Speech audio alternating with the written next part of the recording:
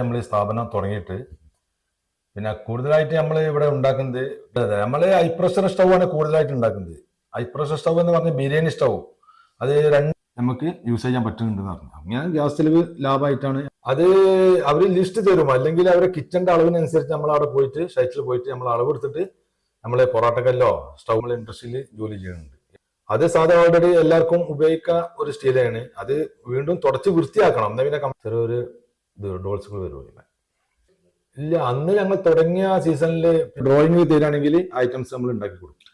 അടുത്ത സ്റ്റെപ്പ് ഇത് ഒന്നും പാടെ ഒന്ന് വിപുലീകരിക്കാനുള്ള സാധ്യത ഉണ്ട്.